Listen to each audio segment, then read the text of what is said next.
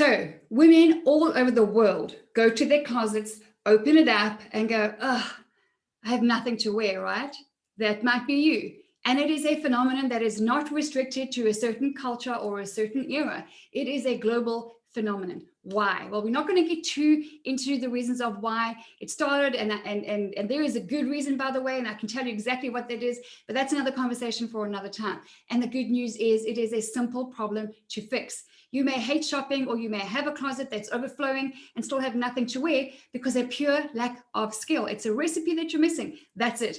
Just like you are a real master of something that you do in your life that I might go, I just have no clue. I don't know where to begin. The only difference is I started earlier on my wardrobe skills and my personal style skills. That's all. It's just a bit of time and action between where you are and where I am, perhaps. And action is the only thing that is going to change your status quo to a different, bold, confident new tomorrow. But anyway, let's go back to your closet.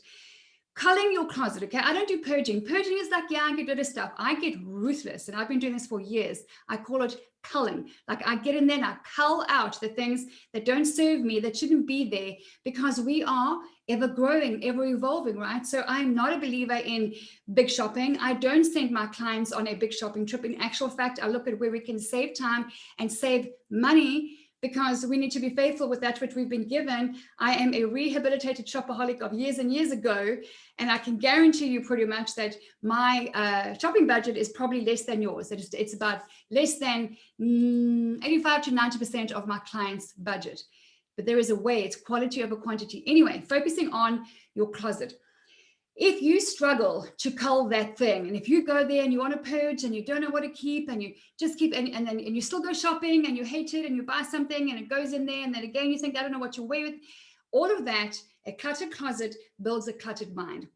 And I teach in my program, Linda Page is The Power of Personal Style, and you're welcome to go check it out, www.lindapage.com. I teach the 8 F's that are in your closet. F as in floor, as in fire, right?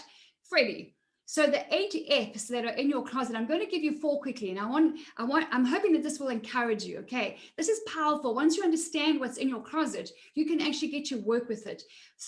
So number 1, you have feelings in your closet. You may have worn something like this to a special event when you were married for 23 years. Now you've been divorced a year later. This is something that, although the marriage was painful and it's good that the marriage ended, maybe you're heartbroken. Or you wore it on your first date night with your boyfriend, and now 3 years later you've broken up.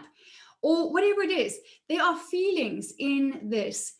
What goes on your person, what goes on your body actually impacts you, right? It's here by your heart, it's on your skin.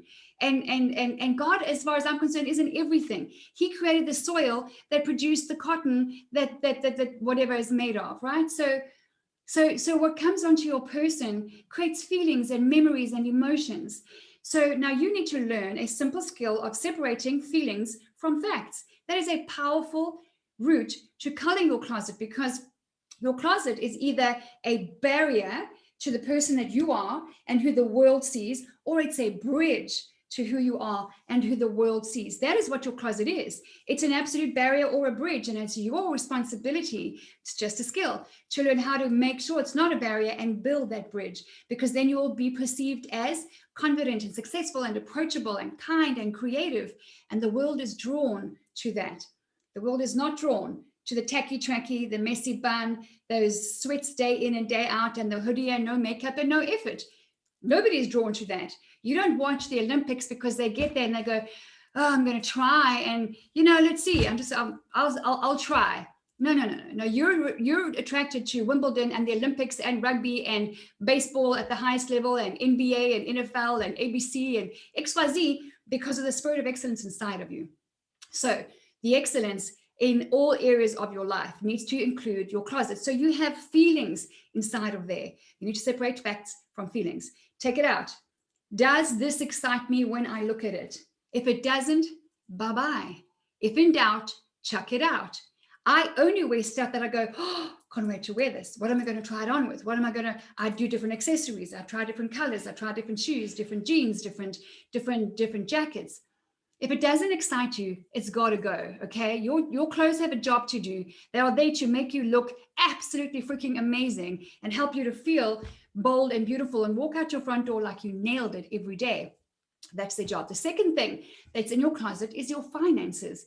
You have paid money for what's in here. So we don't like to part with our money, although the way sometimes some women shop, I mean, like the way that I used to shop is like, you're quite happy to part with all this money every month, every week, every day. It's not cool. It's not how we're designed. And if you are thrift store shopping and you think you're saving money, let me tell you something. You know deep down in your heart that you're not. There are various reasons why I'm not for thrift shopping. One of them is the money, excuse me, does not necessarily all go where it should go. And the clothing, thrift stores were not designed for you and I in mind. They were designed for people who really, really, really need a warm jacket or a dress or a pair of trousers or a pair of shoes and don't have the money that we have. And if you have a home over your roof and you have a car and you have a job, you are in the top 10 to 12% of the wealthiest people in the world. That is a statistical fact. So you have money, you just may plead poverty. Yet if you add up how much you spend when you go to the grocery store or Walmart or wherever it is and you pick up a tank top and a pair of flip-flops, then you go to the thrift store, you've created such a habit out of it that you think and you've convinced yourself thrift store shopping is saving you money. It's not. It's costing you money and it's costing you your personal style. It's costing you your self-confidence. That is another story for another time. You need to remember that. So your finances, quality over quantity, is how you save money. Less is more when it comes to your personal style because you have higher quality. And I'm not a brand shopper. I'm not a designer shopper. Got nothing against Prada, Gucci, and Yves Saint Laurent and all those guys. It's just not my style. I look at them and go like, it's just not pretty to me. It's just not my style. It's not right or wrong. So I'm not a high-end store shopper. I'm a high street kind of girl. If you know London, the high street stores are Zara and H&M, and I love Marks and Spencer and Reese and a whole bunch of stuff. I also like Banana Republic, and I like Cotton On, and I love BCBG and a whole bunch of different places. And I seek out local, independent, creative, interesting little boutiques here and there. And I will not spend a lot of money on a handbag, on an item, because I know what to look for and I know that I can get it at a much better price. So your finances, don't fool yourself that you're saving money if you're thrift store shopping. I'm telling you, it's just not the truth. So your money is in there. And if you really are serious about your money, you want to get serious about your personal style, because a lot of your money, far more than it should, goes to your closet and your shoes and your makeup and your toiletries and your hair and your nails and everything. So you want to get smart about it. You want to go like, I need a system. I need a recipe here. Okay, that's what we do once again with the power of personal style. It is a recipe.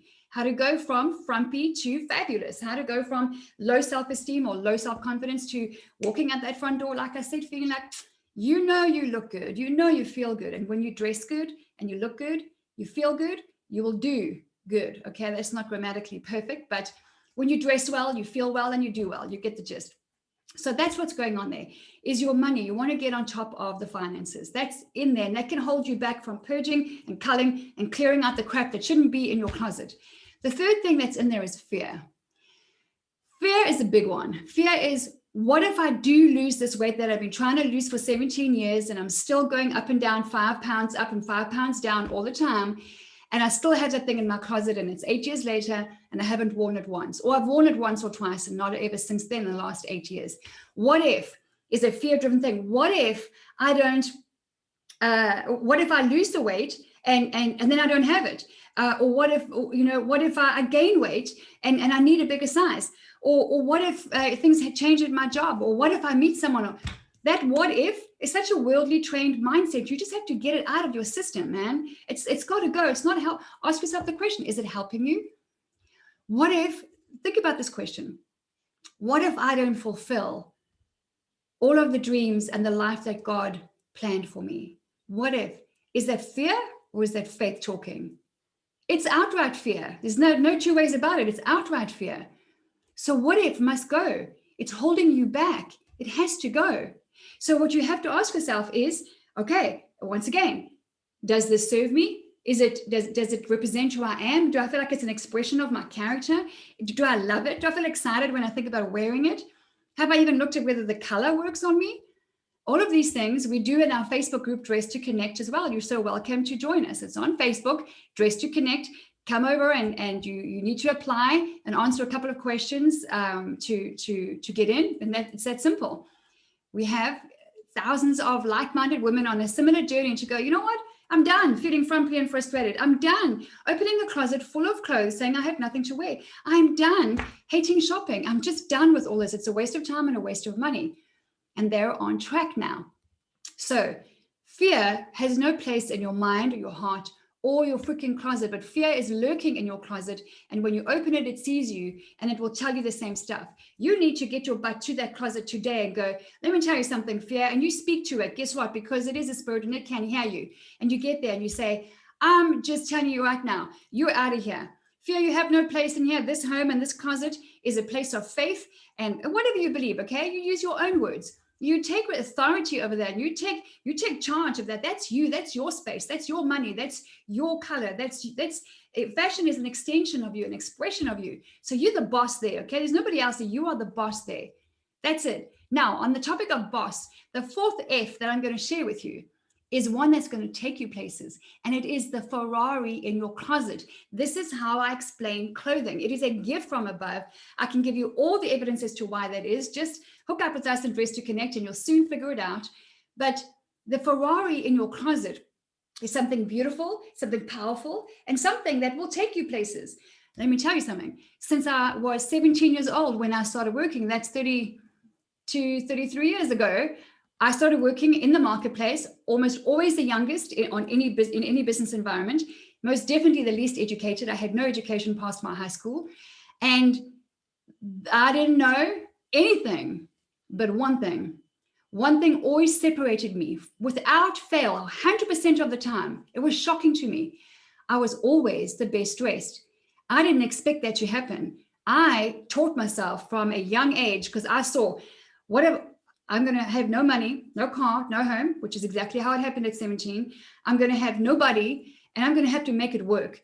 And so I started looking at people when I was in my teens, especially when I got to 15, 16, I started watching people and those that I encountered and experienced as successful.